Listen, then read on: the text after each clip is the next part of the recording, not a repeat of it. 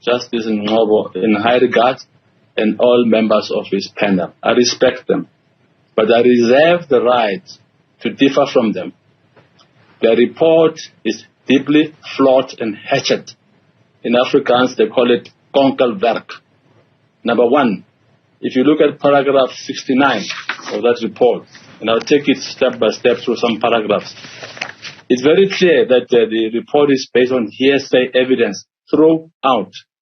They were not allowed to convene people to come and testify before them, to get oral evidence before them, which they could interrogate and find out what the truth would be. Paragraph 75 is very clear as to what they're supposed to investigate and determine whether there will have been a prima facie case. But nowhere in their mandate does it say that they must find whether the president is guilty of constitutional violation or violation of a law or is guilty of a misconduct. It doesn't say so. If you look at paragraph 78, which is very, very important of their own report, it indicates the type of useless information they were exposed to. Sworn statement, unsworn statement, press releases, statement by political parties. I mean, nothing is interrogated there. And then we come to a condition on that basis. And what is shocking is paragraph 80. If you look at that report very clinical, like I've been doing, in paragraph 80 they lament, they say the South African Reserve Bank had appeared before Parliament, but that information was not disclosed to them. Why? The South African police services also had a stint with Parliament. Why was that information not disclosed to the panel? Why? And what is worse, in the President's submission, there are 8 institutions of state, 8. They all are investigating the President. None of them gave the panel evidence. Why? South Africans must ask themselves questions. Because if you want to find anything wrong with the President, you need to have all the facts from these 8 institutions, from South African Reserve Bank, even from SARS, before the panel or before the police investigators. Then you can begin to say whether or not there was a prima facie case. Yeah. Let me tell you for nothing. As a practicing attorney, the only time you can make a finding of prima facie evidence is if you have had a trial where you have had viva voce evidence, which is oral evidence.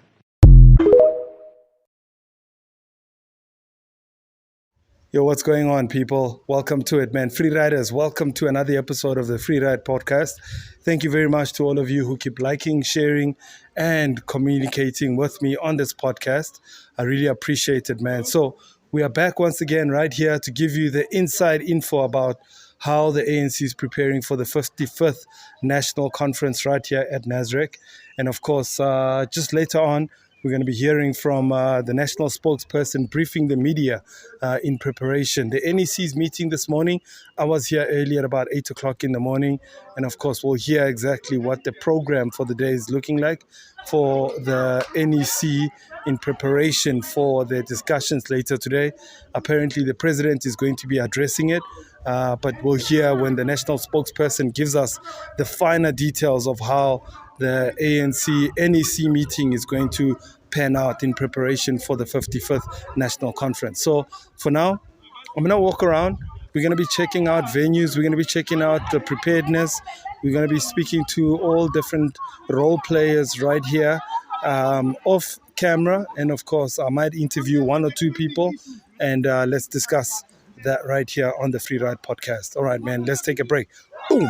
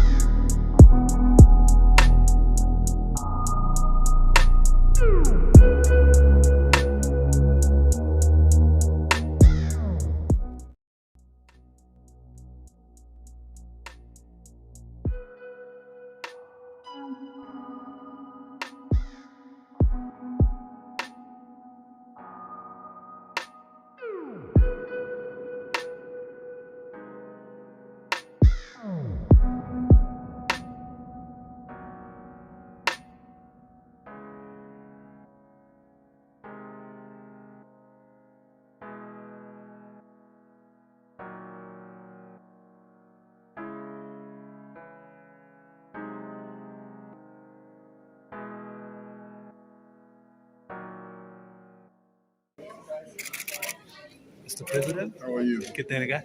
Good day. Good. Thank you. No, thanks very much, colleagues from the media. This has not been an easy week for us.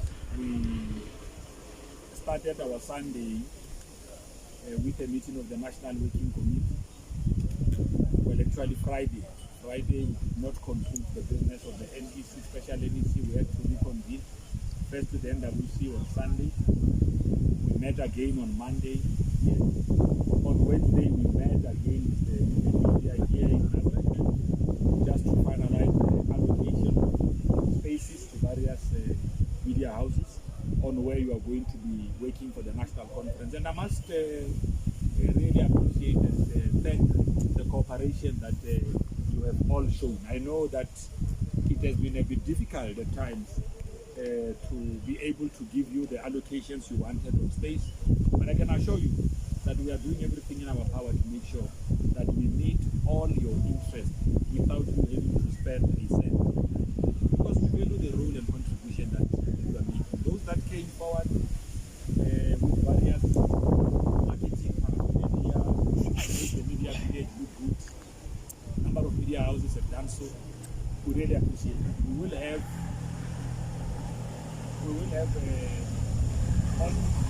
part of the things we have on display at the media lab will be all those media outlets that have to make sure that the dates we give you are the correct ones. The last one, those of you who have sent your names were finalized. So we finalized those that came from media houses that we couldn't verify. We've also put them in their right spot.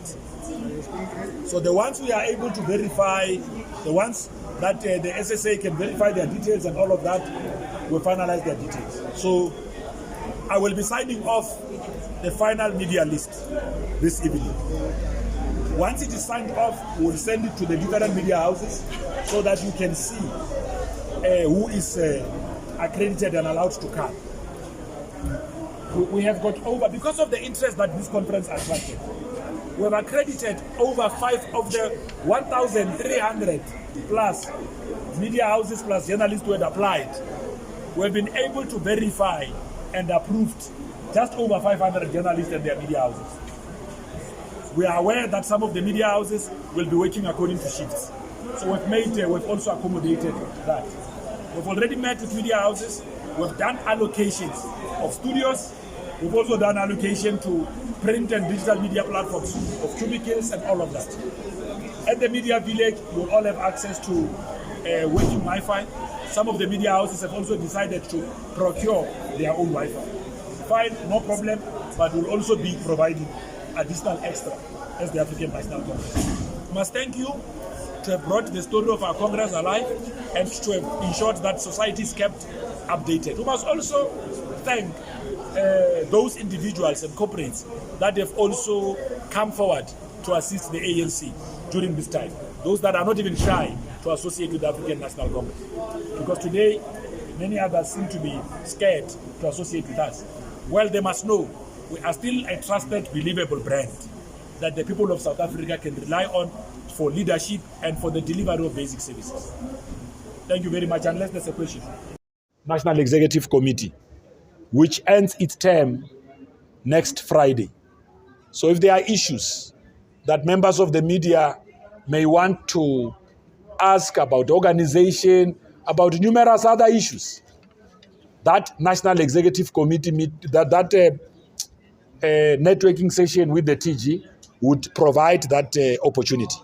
The Treasurer General, the Head of Policy, Comrade Jeff Khadebe, the Coordinator of the Secretary General's Office, Comrade Gwen Ramokgopa, will all be there. The TG will give an overall address. Comrade Jeff will deal with the different policy documents that were previously discussed at the National Policy Conference, sent back to structures, including on amendments, constitutional amendments that are most likely to be considered by the National Conference. This includes the possible, that is if conference ratifies, the inclusion of the position of the second Deputy Secretary General, and many others, as well as dealing with the powers of the Integrity Commission, that such powers must be clearly defined in the constitution of the ANC. That includes its own composition as well. The other issue that conference would have to consider is how the National Executive Committee must treat decisions of the integrity, recommendations of the Integrity Committee, whether they are binding and all of that, or whether they could be referred to a subsequent structure. In this instance, the National Conference, being the next body of the ANC that sit, would receive those reports. So we believe that we have done everything else necessary to make sure that on the 16th of December, we are able to kickstart our national conference. And we have done like we have done before. We want to thank the role and interest that the media has taken on the work of the African National Congress, and appeal to journalists that please, on organizational matters, talk to us. We are still here, at least until next week, Friday. So if there are questions that members of the media may want to ask for purposes of clarity, we are here. We can deal with those.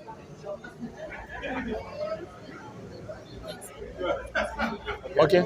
Question? Yes, Spa.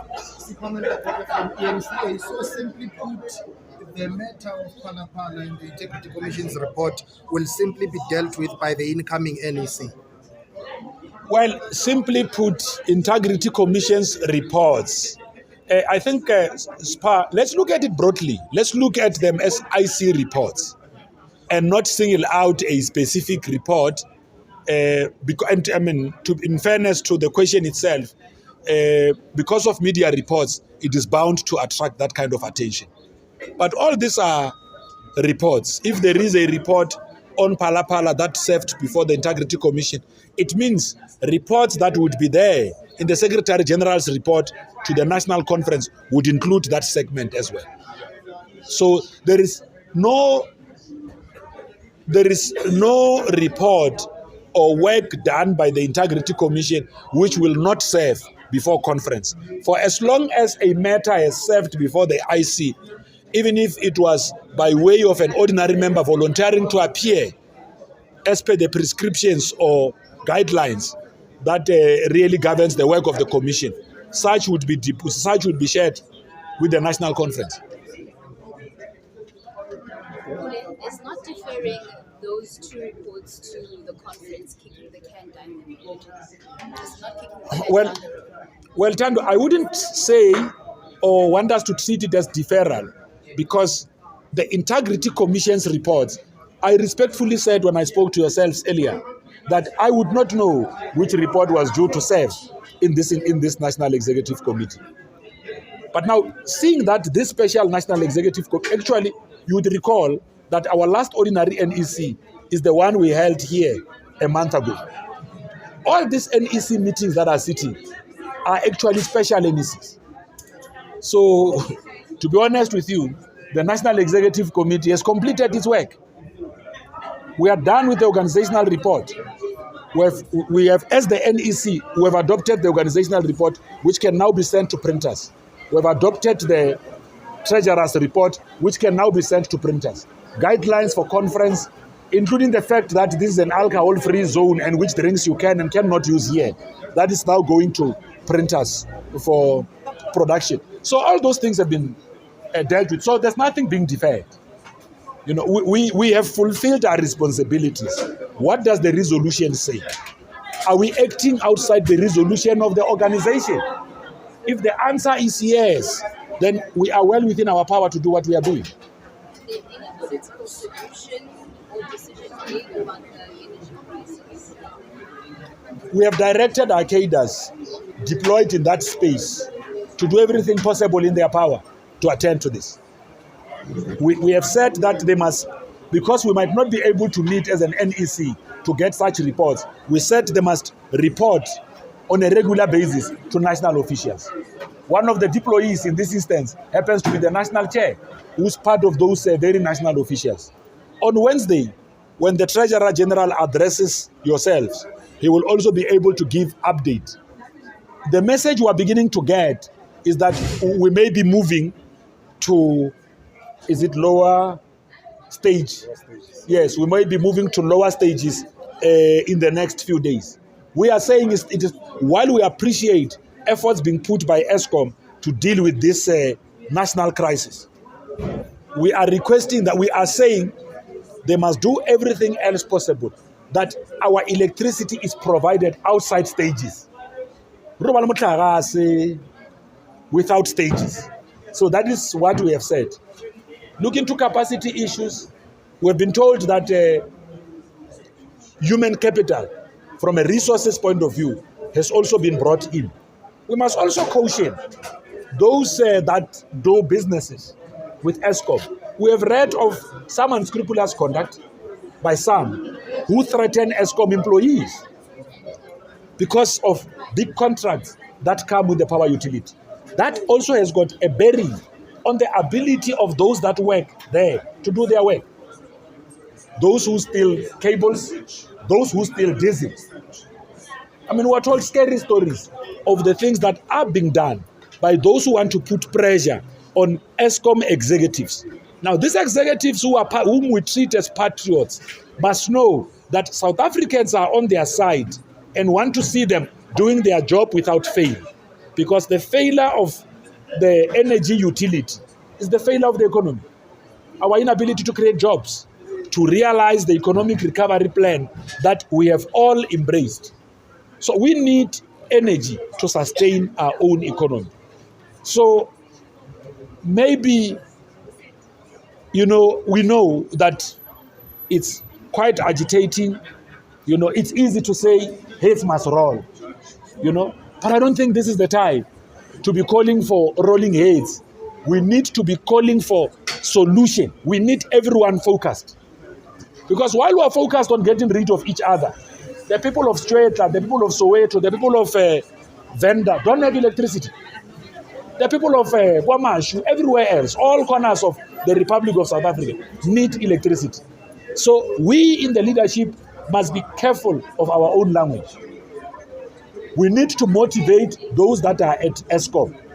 Because when you also take their morale down, you also sometimes dampen their spirit when they are doing everything else in their power to make sure that the machine can run. I don't think that one is changing tune. No.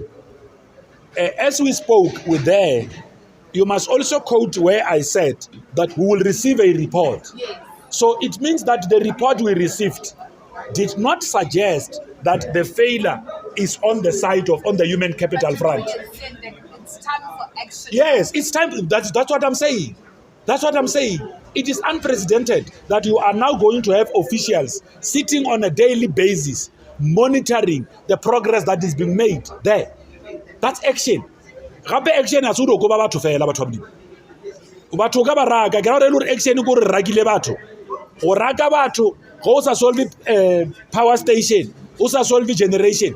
Our problem is generation capacity. We need to increase our generation capacity. So we need to understand the grid overall. Eliminate where there are individuals. By the way, we're not changing tune. If it is discovered in the course of doing this work that they are individuals who are involved in what looks like sabotage, those individuals can't be left. They've got to be attended to as well. So there is no change at all, Natasha. We are still maintaining the position we maintained. But we are empowered now with information. We now know that even those that are in the employ of Eskom also want to be motivated. So we are saying, so that the message of the ANC is not only one that says heads must roll. Let's also motivate those employees. They are hardworking employees of Eskom who are keeping the machines running. They also deserve motivation. While you act on others who do wrong things, also motivate and appreciate the effort that is being put by others. It works like that in the corporate world. We need everything possible to find solutions here. If motivation can work to boost our efforts by others to deliver the solution we need, we're going to have to drive on that front as well. Next legacy meeting, the last one is next. What we'll do is that we will check. I just have to confirm the dates.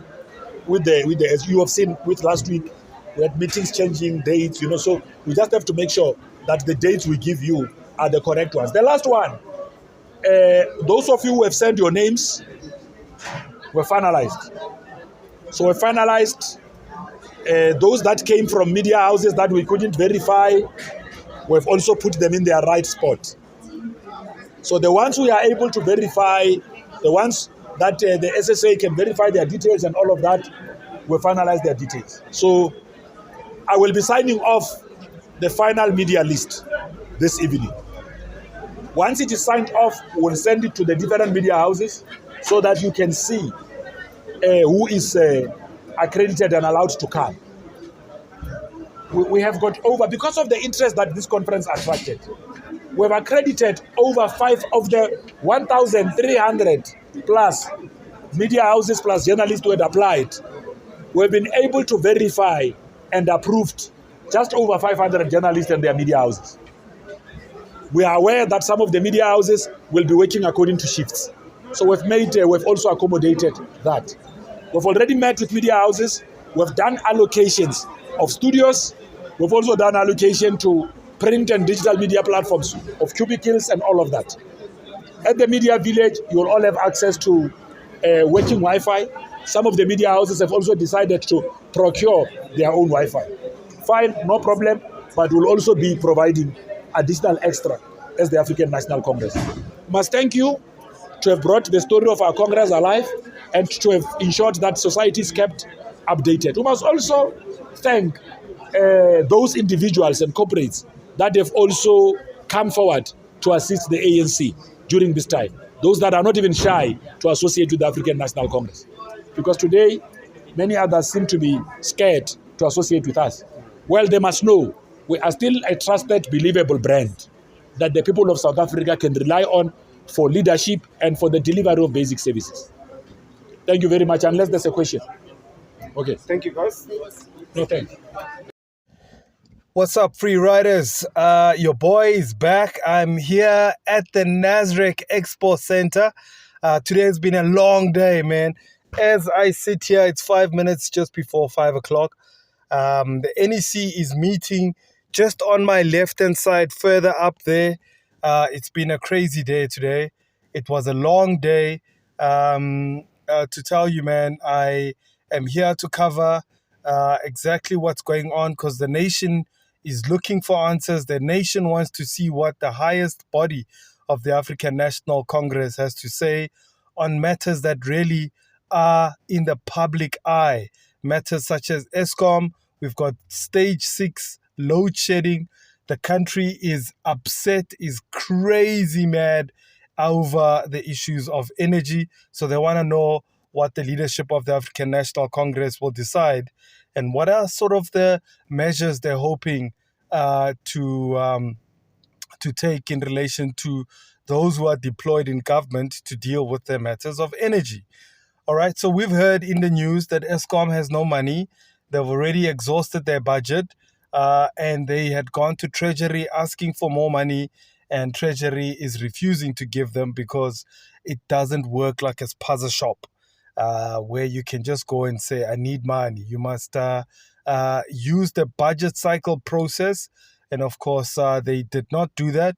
And therefore, they are cash strapped and they are caught between a rock and a hard place where they either need to raise the price hikes with regards to what we pay as residents and, of course, as citizens of this country. So we might have to pay more for what we consume from Eskom because they have no money. So today the NEC is meeting, and you'll see that the national spokesperson kept us abreast as the media, kept us posted with regards to, firstly, in the morning when we got here, he gave us an update with regards to the purpose of the meeting of the NEC, because it's their second last meeting before their term comes to end.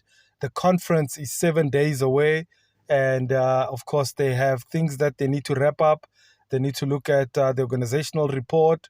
that needs to be presented by the SGO, which is, in this case, the acting secretary is Paul Mashatile. And of course, Gwen Ramokopa is the acting deputy secretary. And of course, they needed to report to the NEC to tell the NEC exactly what is going down with regards to the state of the African National Congress in everything. I mean, the state of membership, the state of the Youth League that is has not had a conference yet, so it's not a legitimate body. It's got a Youth League task team that is leading it for the last probably 4 years. The Women's League also, they are going into a national conference where structures such as the Youth League, the Women's League are not legitimate structures. They are led by task teams, which is extremely disappointing. And of course, they also needed to report on the state of the membership of the African National Congress, to talk about where are they sitting in terms of the membership, what are the issues of the membership of the African National Congress, and of course, the office of the SGO, which is the Secretary General's office, is tasked with also the responsibilities of implementing the resolutions that comes from the conference that took place in 2017. So we know some of the issues that the resolutions that were taken at the 2017 conference were things like nationalizing the Reserve Bank, nationalizing the mines, etc. There's so many others that needed to be looked at, and they needed to see to it that they implement some of these policies.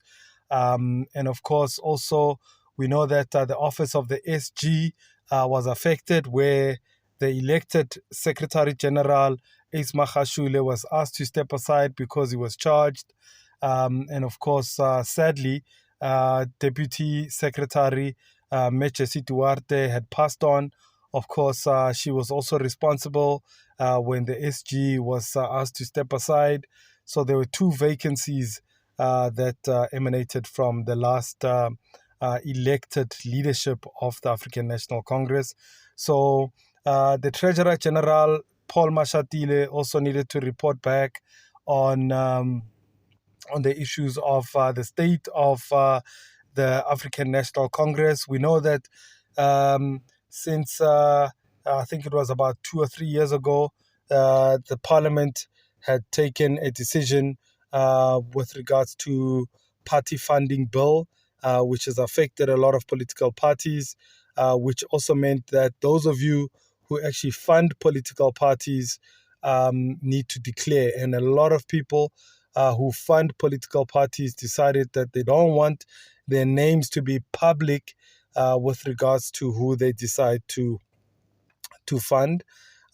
So it's affected a lot of political parties. The ANC was also highly affected by this. We've seen the ANC that has been in financial trouble. We've seen in the news in the past, the staff has not been able to be paid. A lot of people that do business with the ANC have not been paid. So there's just been a huge problem of funding when it comes to the African National Congress. So the SG, who is also the Treasurer General, he's actually the Treasurer General, he's acting as the SG. Paul Mashatile had to give those report backs. And of course, there are other members who also of the NEC who are deployed in government that needed to give some report backs as well. They needed to report on issues of energy.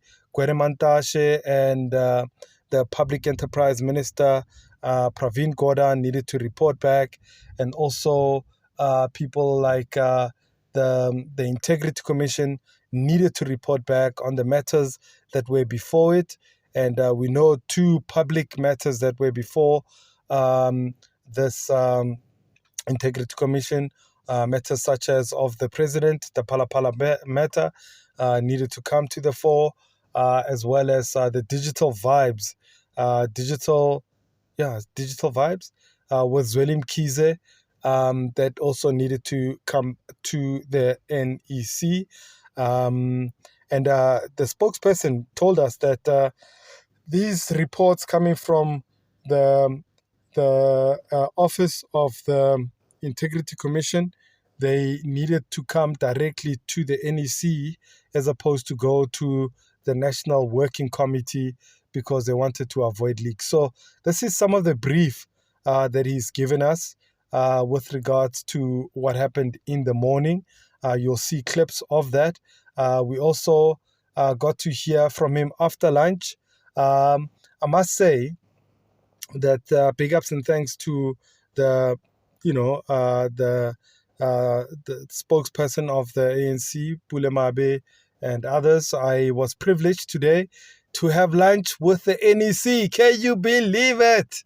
Of course, I don't have any pictures because I didn't want to look and seem like a journalist taking pictures on everyone.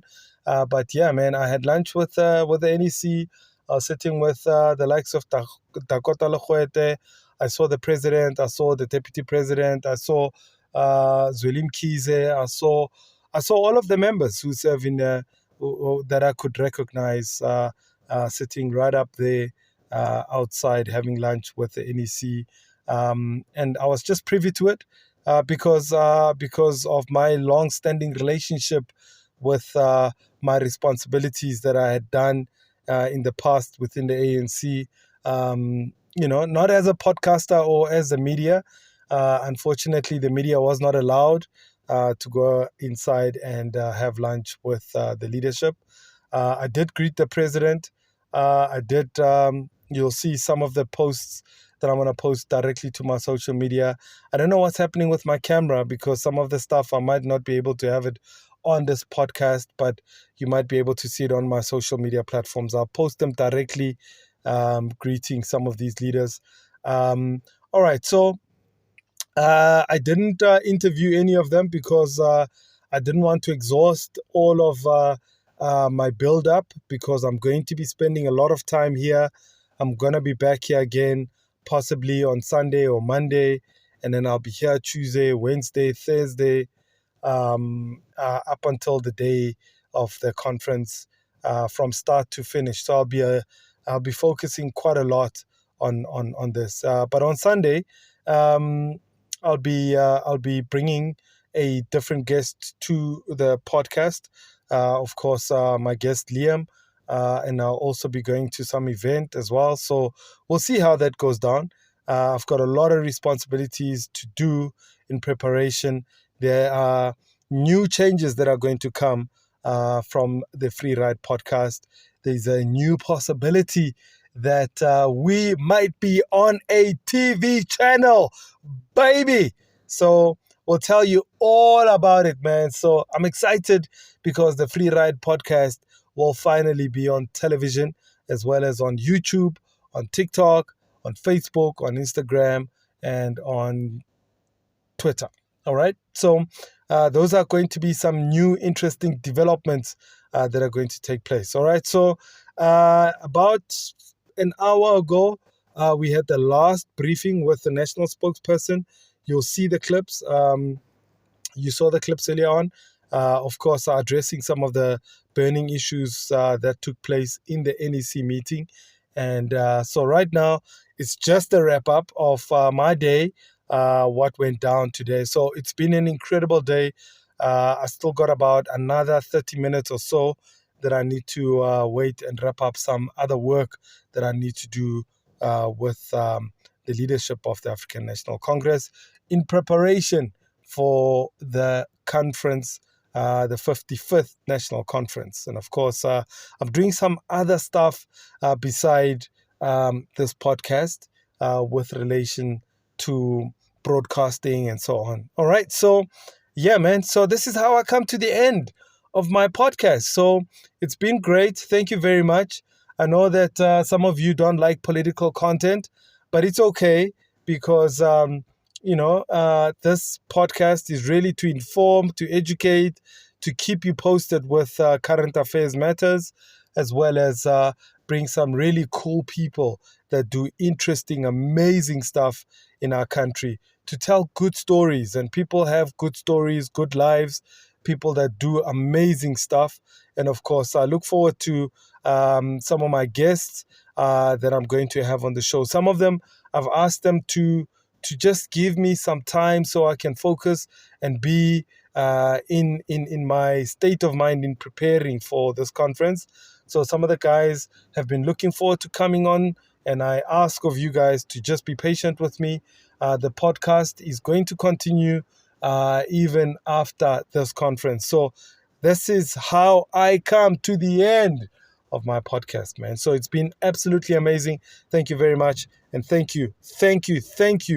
Please, if you haven't subscribed, make sure that you subscribe to the channel. We're going to grow, and I'll make more announcements as I finalize and dot all the finer details with regards to where we're going to be broadcasting from, or our new home that we're going to be broadcasting from. So, all right, man. So this is how I'll say goodbye, man. May God be with you, bless you, strengthen you, and give you what you need. I'm out, man. Boom.